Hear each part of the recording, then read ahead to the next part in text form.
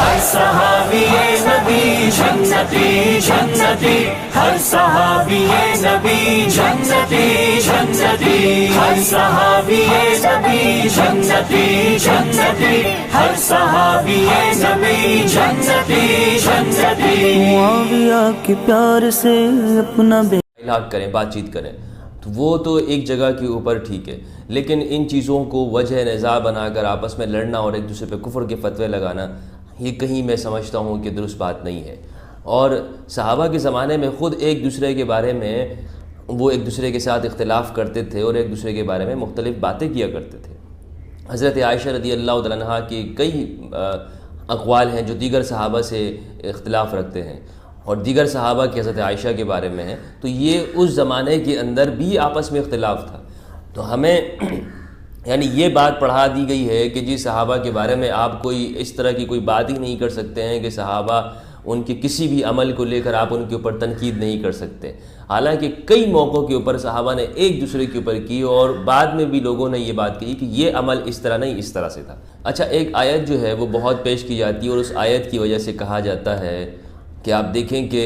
قرآن نے تو سب کو برابر کر دیا ہے، اب چاہے شروع کے لوگ ہوں یا بعد کے لوگ ہوں، سب برابر ہیں، اور آپ جو ہے اگر صحابہ کے درمیان میں فرق کریں گے تو آپ قرآن کی اس آیت کے اندر فرق کر رہے ہیں۔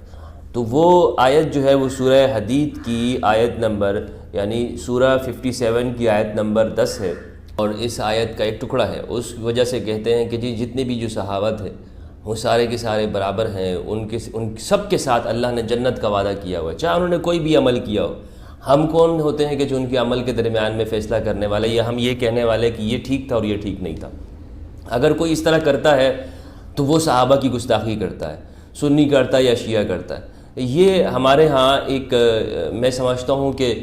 بعد میں یہ چیز ایجاد ہوئی ہے، اور ہمارے برصغیر پاک و ہند کے اندر بہت ساری ایسی چیزیں جو فرقواریت کی وجہ سے ایجاد ہوئی ہیں، جن کا خود اسلامک ہسٹری کے اندر کوئی اس کا وجود نہیں ہے۔ مثال کے طور پر آپ یکم محرم کو حضرت عمر فاروق رضی اللہ عنہ کی شہادت کا دن ہی لے لیں کہ ہمارے ہاں اس کو بڑے بڑھ چڑھ کر منایا جاتا ہے، حالانکہ کتابوں کے اندر حضرت عمر فاروق کی شہادت 26 ذی الحجہ یا 27 ذی الحجہ کو ہے، لیکن یہاں پر چونکہ شیعہ سنی فرقواریت کی وجہ سے اسے باقاعدہ آج یکم محرم کے دن کوئی مناتے ہیں اور عام تعطیل کا مطالبہ کیا جاتا ہے۔ تو یہ کوئی علم کی بنیاد کے اوپر نہیں ہے، یہ بات صرف اور صرف اختلاف اور نفرت کی بنیاد کے اوپر ہے کہ ایک طبقہ چونکہ 10 محرم کے پورے 10 عشرے ہیں تو لہٰذا اس کو ڈسٹرب کرنے کے لیے ایک عمل ایجاد کر دی گئی یکم محرم کا۔ اب یہ میں اس پہ یہاں پر یہ بات کر رہا ہوں کہ یہ جو کہا جاتا ہے کہ سارے کے سارے صحابہ عادل ہیں،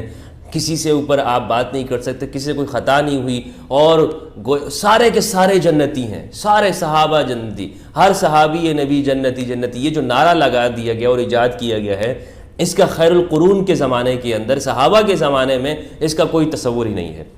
حضرت عثمان رضی اللہ عنہ کے اوپر تنقید کرنے والے خود صحابہ ہی تھے۔ حضرت آپ دیکھیں کہ یہ جو انعقاد ہوا ہے حضرت عثمان رضی اللہ عنہ، حضرت علی رضی اللہ عنہ، تو یہ کس بنیاد کے اوپر تھا؟ وہ حضرت عثمان کی طرف کچھ لوگ ہوئے، کچھ حضرت علی کی طرف ہو گئے، اور پھر حضرت معاویہ کی جو بات کی جاتی ہے تو حضرت معاویہ نے کیا حضرت علی پر جو جنگ کی ہے وہ تنقید نہیں تھی، لیکن یہ ایجاد میں جو کہنا چاہ رہا ہوں یہ بعد میں ایجاد ہوا ہے کہ اصحاب پیغمبر رضوان اللہ علیہم اجمعین کے درمیان میں اختلاف ہوا، تو اس اختلاف کی نوعیت کیا تھی؟ کیا یہ وہ اسلام اور کفر کا اختلاف تھا، یا اجتہادی رائے اور اجتہادی اختلاف تھا، اور رائے کا اختلاف تھا، ان کا عقائد کا کوئی اختلاف نہیں تھا؟ اس نے اس کی نوعیت کو بیان نہیں کیا، اور جس اختلاف کو اس نے اس اختلاف پر قیاس کیا ہے شیعہ سنی اختلاف کو، تو شیعہ سنی اختلاف کیا اس نوعیت کا اختلاف ہے؟ شیعہ سنی اختلاف تو اسلام اور کفر کا اختلاف ہے، اس اختلاف کو اس اختلاف پر قیاس کرنا قیاس مال فارق ہے، یہ تو قیاس ہی درست نہیں ہے۔ اور تیسری بات جو اس جیلی مفتی نے بیان کی کہ الصحابۃ کلھم عدول، سارے کے سارے صحابہ عادل ہیں،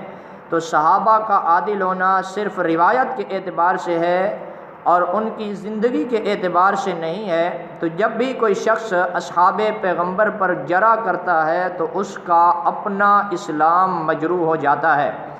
تو اس وجہ سے محدثین نے اصحاب پیغمبر پر جرح نہیں کی، اور یہ اصول بنایا، اور یہ اصول خود محدثین نے اپنی طرف سے ایجاد نہیں کیا، بلکہ سورۃ حجرات کی آیت نمبر 7 میں صحبت پیغمبر کی وجہ سے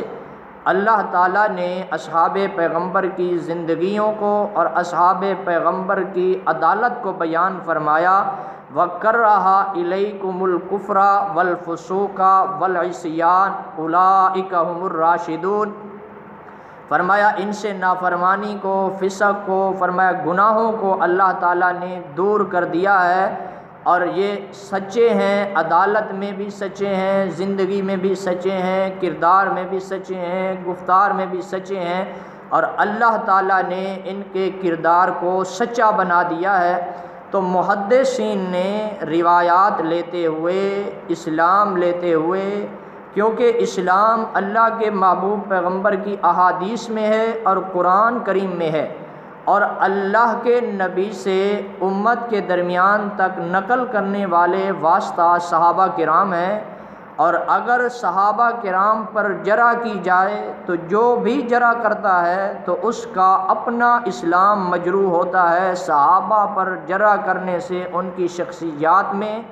ان کی سیرت پر کوئی فرق نہیں آتا۔ تو امت مسلمہ کے محدثین نے اس وجہ سے یہ اصول بنایا اور قرآن کی آیات سے بنایا کہ الصحابۃ کلہم عدول، کہ نظریہ سارے کے سارے صحابہ عادل ہیں۔ ہمارے ہاں جو اہل سنت کے اندر جو یہ جو نظریہ کانسیپٹ ہے الصحابۃ کلہم عدول، صحابہ سارے کے سارے عادل ہیں، کسی پر آپ بات نہیں کر سکتے، کسی کے بارے میں آپ سوال بھی نہیں اٹھا سکتے،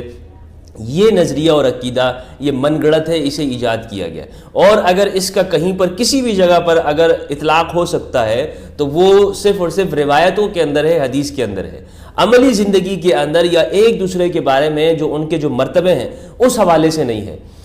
تو آیت کیا ہے، اور اس آیت کو جو پیش کیا جاتا ہے، یہ آیت بھی غلط طریقے سے اس کو مفہوم ہی نہیں بتایا جاتا کہ اس آیت کا مطلب کیا ہے اور اس آیت کو کیا پروردگار کیا فرمانا چاہ رہے ہیں۔ آیت ہمارے ہاں آدھی توڑ موڑ کے پیش کی جاتی ہے، آدھی پڑھتے ہیں، اس کو پورا نہیں پڑھتے، تو میں اس کو پورا پڑھتا ہوں اس آیت کو، پھر آپ کو بتاتا ہوں کہ اس آیت کا اصل مطلب کیا ہے۔ جو آیت آدھی پڑھ کے مطلب نکالا جاتا ہے نا، پہلے اس کو بتاتا ہوں۔ کہتے ہیں لا یستوی منکم من انفق، تم میں سے برابر نہیں ہیں وہ لوگ جنہوں نے خرچ کیا من قبل الفتح، فتح مکہ سے پہلے، وقاتل اور قتال کیا، اولئک اعظم درجۃ من الذین انفقوا من بعد وقاتلوا، یہ ان لوگوں سے درجے میں بڑے ہیں یہ صحابہ جنہوں نے پہلے خرچ کیا، ٹھیک ہے، ان لوگوں سے بڑے ہیں درجے میں جنہوں نے بعد میں خرچ کیا اور بعد میں قتال کیا۔ جنہوں نے فتح مکہ سے پہلے کیا خرچ اور قتال کیا، یہ لوگ ان لوگوں سے درجے میں بڑے ہیں کہ جنہوں نے فتح مکہ کے بعد خرچ کیا یا قتال کیا۔ لیکن درجہ تو خدا نے بیان کر دیا، مگر وَكُلًّا وَعَدَ اللَّهُ الْحُسْنَى، ان دونوں میں سے ہر ایک کے ساتھ پروردگار نے جنت کا وعدہ کیا ہوا ہے اور اچھائی کا وعدہ کیا ہوا ہے۔ یہ وَكُلًّا وَعَدَ اللَّهُ الْحُسْنَى کو بیان کیا کر کے کہتے ہیں کہ دیکھیں پروردگار کہہ رہے ہیں کہ ہر ایک کے ساتھ جنت کا میں نے وعدہ کیا ہوا ہے، جنت کی بشارت ہے، لہٰذا ہر صحابی نبی جنتی ہے۔ اب اس میں یہ لوگ جو فتح مکہ کے بعد جو مسلمان ہو گئے، جن کو طلقاء کہتے ہیں، ان لوگوں کو بھی شامل کر دیتے ہیں، حالانکہ اس میں کہیں پر بھی طلقاء یہ جو فتح مکہ کے بعد والے جو لوگ مسلمان ہوئے ہیں ان کا ذکر نہیں ہے۔ مثلا یہ کن کے بارے میں ہے؟ یہ مہاجرین اور انصار صحابہ کے بارے میں فرماتے ہیں وَمَا لَكُمْ أَلَّا تُنْفِقُوا، کیا ہوا تمہیں کہ تم۔ اور اس جعلی مفتی نے جو یہ کہا ہے کہ ہر صحابی نبی جنتی، یہ بات کا نظریہ ہے اور قرآن کریم کا نظریہ نہیں ہے، اسلام کا نظریہ نہیں ہے۔ حالانکہ اگر دیکھا جائے تو سورۃ الحدید کی آیت نمبر 10 میں اللہ رب العالمین نے ارشاد فرمایا وَكُلًّا وَعَدَ اللَّهُ الْحُسْنَى، کہ سارے صحابہ سے جنت کا وعدہ ہے۔ اس آیت میں یہ ارشاد نہیں فرمایا کہ جو فتح مکہ سے پہلے مسلمان ہو گئے ان سے تو جنت کا وعدہ ہے، جو بعد میں ہوئے ان سے جنت کا وعدہ نہیں ہے، بلکہ کل لگا کر ایسے جعلی مفتیوں کے منہ کو بند کر دیا، فرمایا تمام صحابہ سے جنت کا وعدہ ہے۔ اور جو اس نے اس آیت کی تفسیر غلط کی کہ مہاجرین اور انصار کے بارے میں ہے، تو پھر اللہ تعالیٰ یوں ارشاد فرماتے کہ مہاجرین اور انصار سے جنت کا وعدہ ہے، اور پھر کل کا لفظ نہ ہوتا تو یہ کل کا لفظ اس جعلی مفتی کے منہ کو بند کر رہا ہے، فرمایا تمام صحابہ سے جنت کا وعدہ ہے۔ اور اس آیت میں مہاجر اور انصار کا لفظ کہیں موجود نہیں، بلکہ اس پوری صورت میں مہاجر اور انصار کا لفظ کہیں بھی موجود نہیں ہے، جو اس جیلی مفتی نے قرآن کی یہ تفسیر غلط کی ہے اور اللہ تعالیٰ کی لعنت کا مستحق ہوا ہے۔ اور اس کے بعد جو اس نے بیان کیا اور کہا کہ صحابہ کرام کی 3 کیٹیگریاں ہیں اور ان میں سے ایک تابعی ہے، تو اگر دیکھا جائے تو ایک طرف یہ اہل سنت کے موقف کی تردید کرتا ہے اور دوسری طرف خود جو ہے اس کا اقرار بھی کرتا ہے اور کہتا ہے کہ تابعی جو ہے وہ صحابی کی قسم ہے، اور جو صحابی کو دیکھ لے اور صحابی ہو تو وہ تابعی ہے، اگر صحابی کو دیکھ لے تو وہ تابعی بن جاتا ہے، تو غیر صحابی اگر صحابی کو دیکھے تو وہ تابعی کیوں نہیں بن جاتا؟ ایک طرف خود جو ہے انکار بھی کرتا ہے اور پھر دوسری طرف اہل سنت والجماعت کے موقف کی تائید بھی کرتا ہے، اور خود اس کی گفتگو میں تضاد ہے۔ اور اس سے آگے جو اس نے اصول بیان کیا اور کہا کہ کارنامے قرآن کا معیار نہیں، تو یہ اس نے قرآن کریم پر جھوٹ بولا ہے۔ مہاجر ہونا یہ کارنامہ نہیں ہے، انصار ہونا یہ کارنامہ نہیں ہے۔ خود اسی آیت میں اللہ تعالیٰ نے ارشاد فرمایا لا یستوی منکم من انفق من قبل الفتح وقاتل، فرمایا فتح مکہ سے پہلے قتال کیا اور خرچ کیا، لا یستوی منکم، یہ کارنامے نہیں، ان کارناموں کی وجہ سے تو اللہ تعالیٰ نے معیار دیا، فرمایا لا یستوی منکم۔ اور پھر اسی جہاد کرنے کے لیے اور حضرت امیر معاویہ رضی اللہ عنہ نے 64,65,000 مربع میل پر حکمرانی کی، جن کے لیے یہ بد زبانی استعمال کر رہا ہے، اور حضرت امیر معاویہ رضی اللہ عنہ